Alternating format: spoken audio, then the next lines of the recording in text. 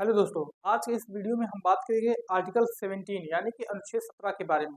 अनुच्छेद 17 जो कि हमारे भारतीय संविधान में है, इसके अनुसार जो अस्पृश्यता है यानी कि छुआछूत है उसको समाप्त किया जाता है। ठीक है, ये संविधान में लिखा गया है।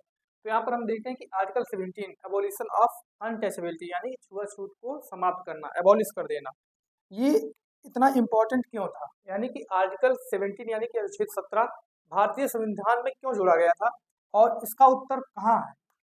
मतलब इस प्रश्न का उत्तर कहाँ है? तो इस प्रश्न का उत्तर जो है आपको अतीत में मिल सकता है, क्योंकि अतीत में सारे प्रश्नों के उत्तर छिपे होते हैं। तो इस प्रश्न का उत्तर कहाँ मिल जाएगा आपको? अतीत यानी कि हिस्ट्री में आपको मिलेगा। आपको कुछ पीछे जाना पड़ेगा, कुछ समझना पड़ेगा, कुछ की पॉइंट समझना पड़ेगा कि आर्टिकल 17 को क्यों जोड़ा गया था, यानी कि छुआछूत इतनी बड़ी समस्या हमारे भारतीय समाज में कैसे बन गई थी, जिससे कि इसके लिए एक सेपरेट जो है अनुच्छेद लाना पड़ा भारतीय संविधान में। और ये किसके द्वारा लाया गया था, किसके द्वारा इतना ज्यादा फोर्स किया गया था, या भारतीय समाज में वो कौन कौन से व्यक्ति थे, या कौन से स्वतंत्रता सेनानी थे, या कौन से ऐसे आंदोलनकारी थे जिन्होंने ऐसा करने का जो है प्रयास किया कि भारतीय संविधान से यानी भारतीय संविधान में ये अनुच्छेद जोड़ के भारतीय समाज से इस प्रकार की बुराई को, छुआछूत जैसी बीमारी को समाप्त किया जा सके। ठीक, तो आइए हम देखते हैं दोस्तों क्या है इसके पीछे कारण। कारण इसके पीछे अगर हम हिस्ट्री की बात करें तो सबसे पहले हम जाएंगे ऋग्वेद। तो ऋग्वेद के 10वें मंडल में, ऋग्वेद के 10वें मंडल के पुरुष सूक्त में ये कहा गया कि जो समाज है वो 4 भागों में विभाजित है। ठीक है, यानी कि कौन कौन से भाग में विभाजित है? ब्राह्मण, क्षत्रिय, वैश्य और शूद्र। ठीक, तो गुण और कर्म के आधार पर ऋग्वेद के अनुसार जो है, जो ब्राह्मण, क्षत्रिय, वैश्य, शूद्र, ये 4 प्रकार के वर्ण बनाए गए। ठीक है, तो ऋग्वेद के अनुसार पुरुषों को 4 वर्णों में बांट दिया गया, ब्राह्मण, क्षत्रिय, वैश्य, शूद्र। जिसमें ब्राह्मण को प्रतीकात्मक रूप से ये माना गया कि जो ब्राह्मण होता है, ब्राह्मण क्लास, ये भगवान के मुख से जो है उत्पन्न हुआ है। ठीक है, तो भगवान के किससे हुआ है? मुख से हुआ है। कौन? आपका ब्राह्मण। ठीक है, तो ब्राह्मण जो आपका वर्ण है वो ब्रह्मा के यानी कि भगवान के मुख से, जबकि क्षत्रिय जो है वो भगवान के किससे? हाथ से। ठीक, और वैश्य जो है वो जांघों से। किससे? जांघों से। जबकि शूद्र जो है वो भगवान के पैरों से, पैरों से उत्पन्न हुआ है। तो ये ऋग्वेद में ऐसा लिखा गया है। ऐसा जो लिखा गया है वो प्रतीकात्मक रूप में लिखा गया है। ये जो है कुछ बात कहने के लिए ऐसी चीजों को लिखा गया है, और लीगली अगर साइंटिफिकली देखा जाए तो ऐसा नहीं होता होगा। ठीक है, तो ये बात कुछ प्रतीक के रूप में हमको समझाई गई है। ठीक है, इसके बाद हम आगे देखते हैं, क्योंकि जब ये ऋग्वेद में ये चीज आया तो ऋग्वैदिक काल में विभाजन तो था, वर्ण में वर्णों का विभाजन था, लेकिन ये जो है कर्म के आधार पे था, ना कि वो एक प्रथा चल गई थी कि समाज में 4 प्रकार के लोग होते हैं, यानी कि चारों लोगों का अपना एक अलग सम्मान था। समान लोग रूप से लोग एक दूसरे से मिलते थे, अपना कार्य करते थे, और जिसका जैसा कर्म होता था उसी प्रकार से वो व्यक्ति वैसा बन जाता था। ठीक, नेक्स्ट हम आगे देखते हैं। इसके बाद जो है मनुस्मृति की बात आती है। तो मनुस्मृति जो है हिंदू जो है धर्म ग्रंथों का एक वो माना जाता है, जिसके हिसाब से पूरे हिंदू जो है चलते हैं। एक प्रकार से जैसे आज के समय में संविधान है, पहले के समय में जो राज्य करने के लिए जो हिंदू विधि अपनाई जाती थी वो मनुस्मृति थी। तो मनुस्मृति पहले का संविधान हम कह सकते हैं कि पहले जो प्राचीन भारत है उसका संविधान जो है मनुस्मृति था। तो मनुस्मृति को जो है डॉक्टर बी आर अम्बेडकर से जोड़ के बहुत देखा जाता है। क्यों देखा जाता है? क्योंकि अम्बेडकर साहब ने जो है मनुस्मृति को जलाया था। ठीक, तो क्यों जलाया था? क्योंकि उन्होंने मनुस्मृति के बारे में कुछ ऐसे मनुस्मृति को जब पढ़ा, उन्होंने देखा कि हमारे समाज में जो है भेदभाव पैदा कर रही है, लोगों के बीच खाइयां पैदा कर रही है, व्यक्तियों को व्यक्तियों से अलग कर रही है, विभाजनकारी है। तो उन्होंने जो है ऐसा जो है कदम उठाया। तो डॉक्टर बी आर अम्बेडकर ने ऐसा कदम क्यों उठाया आपको समझ में आ गया। अच्छा, मनुस्मृति में लिखा क्या है पहले हम उसको देख लेते हैं, जिसकी वजह से बी आर अम्बेडकर ने ये कदम उठाया। दोस्तों, आपकी नज़र में ये कदम बी आर अम्बेडकर का कैसा था, ये आपकी राय के ऊपर निर्भर करती है, जिसको आप कमेंट के माध्यम से हमें बताएंगे।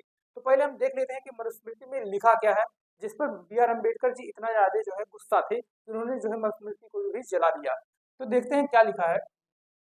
पहला नहीं कह सकते हैं कि उसके हम कुछ पॉइंट्स ले लिए हैं मनुस्मृति के, जिसमें जो है और वर्णों के बारे में या जो छुआछूत का जहाँ से उद्भव हुआ उसको उसके बारे में हम देखते हैं।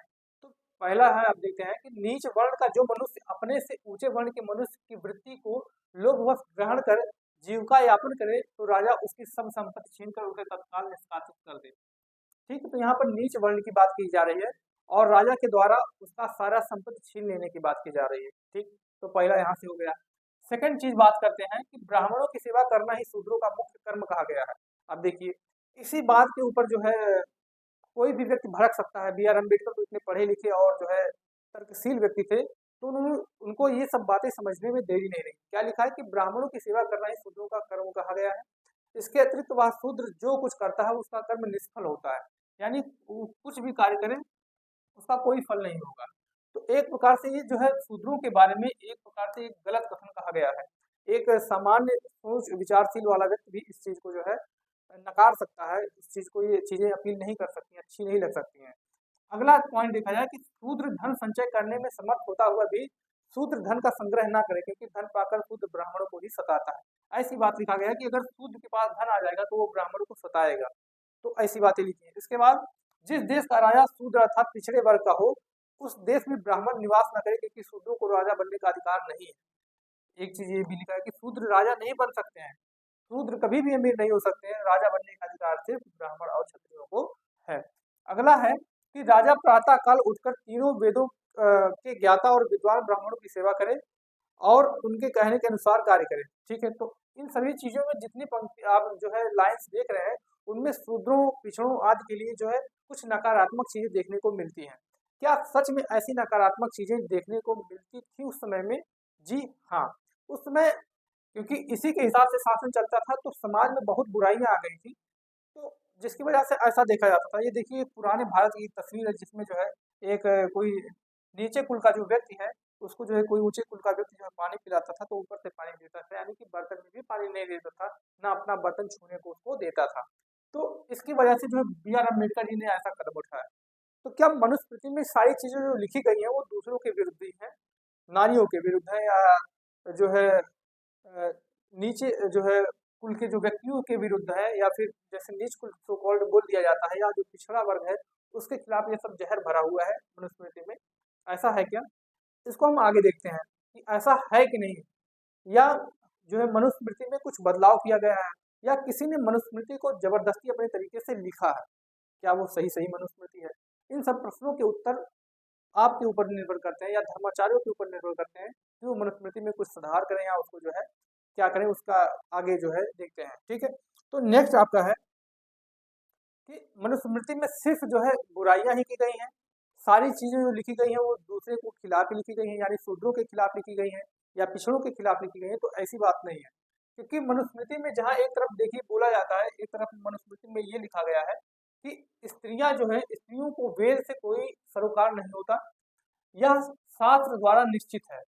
अतः जो स्त्रियां वेदाध्ययन करती हैं वे पापयुक्त हैं और असत्य के समान अपवित्र हैं, और यह शाश्वत नियम है। ये कौन कह रहा है? ये जो है स्त्रियों के बारे में मनुस्मृति कह रही है। तो मनुस्मृति यहाँ स्त्रियों के बारे में कौन सा थॉट लेके चल रही है? निगेटिव थॉट लेके चल रही है। जबकि मनुस्मृति में ही दूसरा जो है आपका ये श्लोक है कि यहाँ पर देख सकते हैं कि यत्र नार्यस्तु पूज्यन्ते रमन्ते तत्र देवता यत्र तास्तु न पूज्यन्ते सर्वस्व फला क्रिया। ये लिखा गया है कि अर्थात जहाँ स्त्रियों का आदर किया जाता है वहाँ देवता रमण करते हैं, और जहाँ इनका अनादर होता है वहाँ सब कार्य निष्फल हो जाते हैं। तो यहाँ पर स्त्रियों के बारे में जो है पॉजिटिव बातें लिखी गई हैं। तो ऐसा कैसे हो सकता है कि मनुस्मृति में एक ही जगह जो है कुछ पॉजिटिव बातें स्त्रियों के बारे में लिखी गई हैं और दूसरी जगह जो है निगेटिव बातें लिख दी गई हैं? यानी कि यहाँ पर विचार कुछ अच्छा प्रतीत होता है, यहाँ पर विचार एकदम निगेटिव चला जाता है, यानी कि दोनों में 180 डिग्री का विपरीत विपरीत प्रकार का जो है संबंध पाया जाता है। तो ऐसे बातों में विरोधाभास कैसे हो सकता है? इसका मतलब मेरे अनुसार दोस्तों ये निकल के आता है कि ये बाद में कुछ चीजें जो जोड़ी गई थी या कोई दूसरी बुक लिखी गई होगी जिससे ऐसा चीज हो सकता है। आप लोग अपना राय दीजिएगा, क्योंकि ये सब पे जो बहस वो धर्माचार्यों का है, मेरा नहीं है। मेरा क्या, मैं तो ये जानता हूँ कि जो चीजें लिखी हैं और जैसी चीजें हैं उसको विश्लेषित करके आपको बता देना है। यहाँ पर एक चीज और लिखा है, मनुस्मृति का ही एक श्लोक है कि जन्मना जायते शूद्रः कर्मणा द्विज उच्यते, अर्थात जन्म से जो शूद्र होते हैं कर्म के आधार पर उनका नया वर्ण होता है। यानी कि जो जन्म से शूद्र होते हैं कर्मों के आधार पर उनका वर्ण बदल जाता है, अर्थात सभी द्विज कहलाते हैं। ठीक है, तो सभी द्विज कहलाते हैं, यानी हर एक व्यक्ति का एक नया जन्म होता है, अर्थात सभी व्यक्ति द्विज होते हैं। और द्विज ब्राह्मणों को भी कहा जाता था जब उनको जनेऊ संस्कार होता था। तो इस प्रकार से तो ये चीजें जो पहले शूद्रों के बारे में लिखी गई हैं, जो आपने पढ़ा है, ये चीज उससे विपरीत होती है। तो इस प्रकार से ऐसा कैसे हो सकता है कि एक ही पुस्तक में कुछ चीजें सपोर्ट में हो, कुछ चीजें उसके पूर्णतः विरोध में हो, ऐसा कैसे हो सकता है? तो मेरे अनुसार ये चीजें बाद में शायद मिलाई गई होंगी, ऐसा कुछ लिखा गया होगा। इसके बाद जो हिंदुओं का सबसे महत्वपूर्ण धर्म ग्रंथ होता है वो श्रीमद् भगवद गीता होता है। तो श्रीमद् भगवद गीता में क्या कहा गया? श्रीमद् भगवद गीता में भगवान श्री कृष्ण ने कहा है कि चातुर्वर्ण्यम मया सृष्ट्वा गुण कर्म विभाग सा। चातुर यानी कि ये चारों जो वर्ण हैं मेरे द्वारा रचे गए हैं। किस आधार पर? गुण और कर्मों के आधार पर। यानी जिस व्यक्ति का जैसा गुण और कर्म होगा वह व्यक्ति उसी के अनुसार अपने वर्ण को ग्रहण कर लेगा। ब्राह्मण का कार्य रहेगा तो ब्राह्मण का, क्षत्रिय, वैश्य, शूद्र, इसी प्रकार से। दोस्तों देखते हैं भारत की जब पराधीनता हुई थी, यानी कि जब भारत पराधीन हुआ था तो क्यों हुआ था? तो भारत के पराधीन होने के सबसे बड़े कारणों में से एक ये भी है कि भारत में जो है जाति व्यवस्था, छुआछूत, सती प्रथा और कई प्रकार की बीमारियां थी समाज में। एकता नहीं थी, राजा एक दूसरे से लड़ते रहते थे, कोई एकता की बात नहीं होती थी, राष्ट्र का कोई स्वरूप नहीं था, समाज को जो है कोई बदलाव नहीं दिखता था कि राष्ट्र को लेकर वह कोई चीज सोच सके। तो इसी की वजह से भारत जो है पराधीन हुआ था। ठीक है, तो भारत जो है पराधीन हुआ कई विदेशियों के साथ, कुषाण, हूण, शक, ये सब चीजों लोगों ने आके हमारे भारत के ऊपर राज किया। अरबों ने आक्रमण किया, ठीक, मुस्लिमों ने आक्रमण किया, तुर्कियों ने आक्रमण किया हमारे भारत के ऊपर। तो पराधीनता के बाद जो है, पराधीनता के समय ये चीजें और भी बढ़ी, जाति प्रथा। बाद में अंग्रेज भी आए हमारे देश में। तो अंग्रेजों यानी कि स्वतंत्रता जो पहला प्रथम स्वतंत्रता संग्राम था 1857। तो 1857 का जो स्वतंत्रता संग्राम था उसमें भारत के सभी लोगों ने डट के भाग लिया था, चाहे वो किसी भी जाति धर्म का व्यक्ति क्यों ना हो, उस आंदोलन में उन्होंने जो है भाग लिया था। तो अंग्रेजों ने जब भारत की इस एकता को देखा तो उन्होंने जो है इसको पूरी तरीके से और खंडित करने का प्रयास किया। ऐसा नहीं था कि वो सारी चीजें समाप्त हो गई थी, छुआछूत, जाति प्रथा और सारी चीजें हमारे भारत देश से समाप्त हो गई थी, ऐसा कुछ नहीं था। लेकिन जब लड़ाई लड़े थे तो सभी लोगों ने एक साथ वर्क किया था, कार्य किया था, और जिसकी वजह से उन्होंने अंग्रेजों के नाक में दम कर दिया था पूरी तरीके से। कुछ जगह पर अगर भारतीय सिपाहियों ने जैसे कि कुछ सिख सिपाही जो पंजाब के थे और एक दो राजा जो है सपोर्ट में आ गए थे, जिसकी वजह से जो है 1857 का प्रथम स्वतंत्रता संग्राम ये सफल नहीं हो पाया था, अन्यथा भारत वहीं पे ही आजाद हो जाता। ठीक, तो 1857 में जो है उसके बाद जो है अंग्रेजों ने कई नीतियां अपनाना शुरू कर दिया, जैसे कि जो है सेना में अलग अलग जो सिख सिपाही थे और जो गोरखा रेजिमेंट थे इनका सब का वो जो परसेंटेज बढ़ा दिया गया और उनके बीच भेदभाव किया जाने लगा। यानी कि जो मुस्लिम थे, हिंदू थे और भी अन्य जातियों के लोग थे उनके बीच में भेदभाव किया जाने लगा। उनको जो है सेना में अलग अलग तरीके से पद दिए जाने लगे। ठीक, तो इस प्रकार से भारतीयों में जो है भेदभाव पैदा किया गया। ठीक, आगे चल के जो है ये भेदभाव और आगे बढ़ा। तो जो है इसी भेदभाव को दूर करने के लिए, ये भेदभाव दूर कैसे हो उसके लिए जो है लोगों ने बहुत प्रयास नहीं कर, क्योंकि कोई समाज से कोई ऐसा व्यक्ति नहीं निकल के आ पा रहा था जो इन बुराइयों का सामना कर सके। अगर कहीं से कुछ चीजें अगर किसी के द्वारा चल भी रही तो जैसे कि राजा राम मोहन राय और जो है स्वामी दयानंद सरस्वती, इन सब महापुरुषों के द्वारा नई नई संस्थाएं बनाई गई और जिनके द्वारा प्रचार प्रचार किया जाने लगा कि स्त्रियों को शिक्षित किया जाए, समाज से जाति प्रथा दूर हो और अंग्रेजी में शिक्षा ग्रहण की जाए, भारतीयों को अपना कल्चर बढ़ाना चाहिए, एक ईश्वर को मानना चाहिए, ये तमाम प्रकार से सुधार होने लगे, धर्म सुधार आंदोलन शुरू हो गया। लेकिन कोई एक ऐसा व्यक्ति नहीं था जो अपनी बात को शूद्रों की ओर से कर सके बहुत खुल के। तो लगभग 20वीं शताब्दी की शुरुआत में यानी कि 19वीं शताब्दी के अंत में 14 अप्रैल 1891 को एक महान महापुरुष का जन्म होता है जिसे हम बी आर अम्बेडकर के नाम से आज जानते हैं। ये उनके बचपन की तस्वीर है, आप देख सकते हैं कितने जो है अच्छे लग रहे हैं।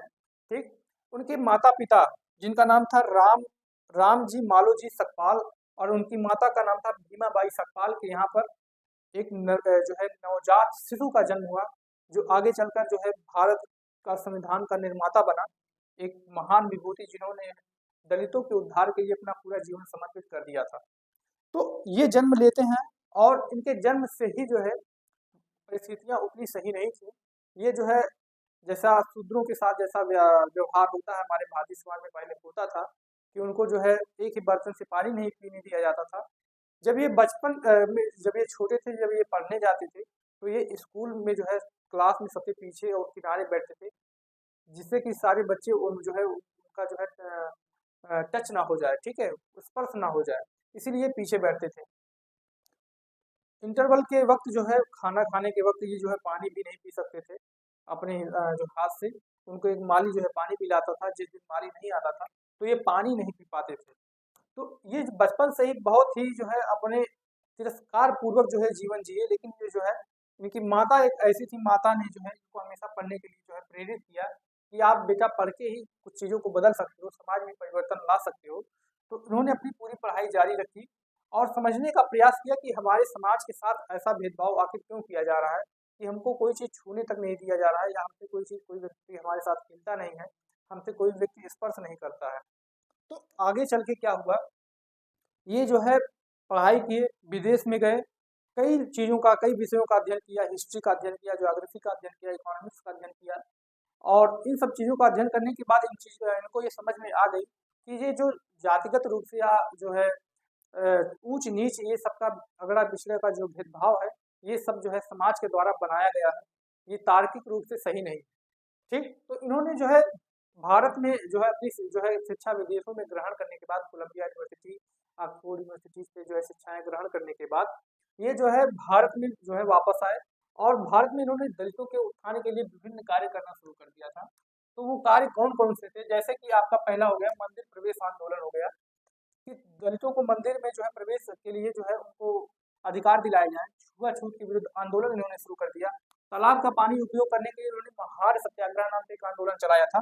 बहिष्कृत हितकारिणी सभा, राउंड टेबल कॉन्फ्रेंस में जो है भाग लिए थे। राउंड टेबल कॉन्फ्रेंस की एक तस्वीर मैं आपको दिखा रहा हूँ, यहाँ पर है। तो राउंड टेबल कॉन्फ्रेंस में यहाँ पर देखते हैं कि बी आर अम्बेडकर जी जो है बैठकर दलितों के लिए जो है उनके पक्ष में जो है बातें कर रहे थे। दलितों की ओर से जो है राउंड टेबल कॉन्फ्रेंस में जो है भाग ले रहे थे। जब 1932 में सांप्रदायिक निर्वाचन लागू किया गया, तो सांप्रदायिक निर्वाचन में जो है मुस्लिमों के लिए और सिखों के लिए अलग निर्वाचन प्रणाली की व्यवस्था की गई थी। तो उसमें से जो है दलितों के लिए इन्होंने ऐसी प्रणाली की मांग की कि दलित अपना जो है प्रतिनिधि खुद चुन सकें, और इसके लिए बाकायदा इनको जो है इनकी चीजें, इनकी बातें मान ली गई थी। यानी बी आर अम्बेडकर की जो बातें थी उनको मान लिया गया था। लेकिन गांधी जी के अनुनय विनय के कारण या गांधी जी से बात करने की वजह के कारण इन्होंने जो है अपने इस चीज के इस फैसले को वापस ले लिया था। आप देख सकते हैं कि इसके बाद फिर क्या होता है, इन्होंने विभिन्न प्रकार के जो है आंदोलन और भी किए, और समाज में कई चीज़ों का जो है उन्होंने जो है प्रचार प्रसार करना शुरू किया, और राजनीतिक गतिविधियों में भाग लेना शुरू किया, जिससे कि दलितों में नई चेतना का संचार हो सके। अंत में हम देखते हैं जब भारत की आज़ादी हो रही थी, तो ये संविधान में जो है इनको, ये संविधान में सबसे ज़्यादा पढ़े लिखे व्यक्ति थे कौन, डॉक्टर बी आर अम्बेडकर।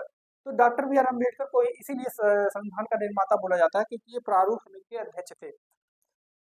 जबकि संविधान बनाने में लगभग 300 लगभग व्यक्तियों का जो है योगदान रहा था। तो संविधान में बहस के दौरान ये तस्वीर आप देख सकते हैं, इसमें तमाम प्रकार के जो देश के नेता जो है, नेतागण, स्वतंत्रता सेनानी, ये सब बैठे हुए हैं और भारत के संविधान पर चर्चा कर रहे हैं। तो भारत के संविधान की चर्चा करने में ही जो है ये निहित था कि जो है इन्होंने जीवन में जो कष्ट झेले हैं, जो परेशानियां झेली हैं, जिस समाज का रह के इन्होंने जो है दर्द जो पिया है, या उस समय उस समाज के व्यक्ति जो है जिस दर्द को ग्रहण कर रहे थे, जिस तिरस्कारता को ग्रहण कर रहे थे, उसको दूर करने के लिए इन्होंने जो है संविधान में ऐसे प्रोविजंस किए जिससे कि ये चीजें, इन चीजों को समाप्त किया जा सके, छुआछूत जैसी बीमारियों को। तो यहाँ पर आप देखते हैं कि डॉक्टर बी आर अम्बेडकर का मानना क्या था। डॉक्टर बी आर अम्बेडकर का मानना था कि अस्पृश्यता की प्रथा को कम से कम 400 ईस्वी से चली आ रही है, ठीक है, यानी कि 400 सालों से चली आ रही है।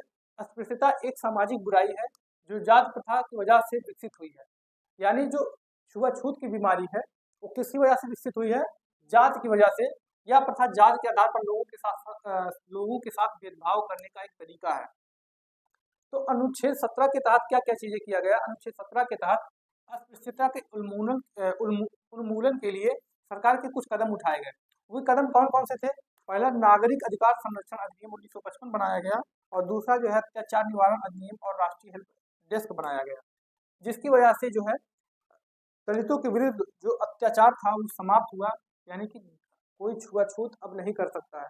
समाज से लगभग दोस्तों ये बुराई अब समाप्त हो चुकी है कि छुआछूत जैसा समस्या हमारे समाज में समाप्त हो चुकी है। लेकिन अभी गांव में देखा जाए तो ये समस्या अभी भी ज्यादा मतलब कई हद तक तो समाप्त हो चुकी है, लेकिन थोड़ी मोड़ी मात्रा में भी बची हुई है। जो पुरानी पीढ़ी के लोग हैं अभी इन चीजों को स्वीकार करते हैं, यानी कि 100 में लगभग 80% की समस्या समाप्त हो चुकी है छुआछूत की, लेकिन अभी भी गाँव में 20% की समस्याएं बची हुई हैं। तो भारतीय संविधान के अनुच्छेद 17 को खत्म करने के बारे में बताया गया। अनुच्छेद 17 में अस्पृश्यता को जो है खत्म करने के बारे में बताया गया। इस अनुच्छेद के तहत अस्पृश्यता को गैर कानूनी और दंडनीय अपराध जो है घोषित किया गया है। यह अनुच्छेद भारतीय समाज में समानता स्थापित करने के लिए अहम है कि कोई भी देश का नागरिक ये ना सोचे कि जो है हम अन्य नागरिकों से अलग है, हमारे साथ जो है गलत व्यवहार किया जा रहा है और हम इस देश में एक दूसरे दर्जे के नागरिक हैं। ऐसा ना सोचे हमारे देश के दलित जो है समाज के लोग। ठीक है, तो दलित जो है इस अनुच्छेद के तहत अस्पृश्यता से जुड़ी किसी भी तरह की प्रथा को रोकना जरूरी है। ठीक, अस्पृश्यता से जुड़ी किसी भी तरह की अक्षमता को लागू करना गैर कानूनी है। इस अनुच्छेद का उल्लंघन करने पर नागरिक समानता और संवैधानिक अधिकारों का उल्लंघन माना जाता है। इस अनुच्छेद के तहत अस्पृश्यता से जुड़े अपराधों पर सजा का प्रावधान है। तो इस प्रकार के तमाम प्रोविजंस किए गए जिससे कि समाज में इस बड़ी बुराई को जो है दूर किया जा सके। तो दोस्तों ये बुराई काफी हद तक अब समाप्त हो चुकी है जो है, और डॉक्टर बी आर अम्बेडकर ने जो कष्ट झेले थे और यानी कि छुआछूत के बारे में, तो उनकी एक किताब इस पर है, the untouchables, who were they and why they became untouchables. तो उस चीज के बारे में एक किताब है, इसको आप जो है पढ़ सकते हैं जाके खरीद के। और ये आप कुछ तस्वीरें उनकी देख सकते हैं जो उनके जो है अपनी धर्मपत्नी के साथ हैं, यहाँ पर जो है देख रहे हैं किसी पेड़ के नीचे बैठे हुए हैं। और नेक्स्ट तस्वीर हम देखते हैं, क्योंकि भारतीय उनके जो है एक कोटेशन के साथ जो है इस वीडियो को समाप्त करना चाहेंगे कि उन्होंने क्या कहा है। देखते हैं कि हमें शिक्षा के प्रसार को उतना ही महत्व देना चाहिए जितना हम राजनीतिक आंदोलन को महत्व देते हैं। तो शिक्षा की बात कर रहे हैं और शिक्षा के माध्यम से ही जो है उन्होंने जो है आर्टिकल 17 जो है लागू किया था। ठीक है, कि शिक्षा का प्रसार करके हम जो है समाज से इस बुराई को दूर करेंगे। वो तो लागू हो गई थी, लेकिन समाज में जैसे जैसे शिक्षा का प्रसार होगा, क्यों अभी गांव में ये समस्याएं क्यों नहीं समाप्त हुई? क्योंकि वहां पर शिक्षा नहीं है। और जैसे जैसे शिक्षा आगे बढ़ेगी, शहरीकरण आगे बढ़ेगा और लोगों में जो है उदारता पूर्ण भावनाएं उत्पन्न होंगी, तो ये चीज जो है अस्पृश्यता पूरी तरीके से समाप्त हो जाएगी। तो वही वो कह रहे हैं कि हमें शिक्षा के प्रसार को उतना ही महत्व देना चाहिए कि जितना हम राजनीतिक आंदोलन को महत्व देते हैं। जिस प्रकार देश में पार्टियां राजनीतिकरण के लिए जो है अपनी राजनीति चमकाने के लिए काम करती हैं कि हम पावर में आ जाएं, उसी प्रकार से हमें शिक्षा पर भी बल देना चाहिए। राजनीतिक पार्टियों को शिक्षा पर विशेष कर बल देना चाहिए जिससे भारत की सामाजिक, आर्थिक और आध्यात्मिक उन्नति हो सके। तो इन महापुरुष के चरणों में एक बार हम फिर से जो है प्रणाम करते हुए इस वीडियो को जो है यहीं पे समाप्त करते हैं। वीडियो आपको कैसा लगा दोस्तों? ठीक है, वीडियो अगर अच्छी लगे तो उसको लाइक करिए, चैनल को सब्सक्राइब करिए और अपने दोस्तों के साथ शेयर करिए। धन्यवाद।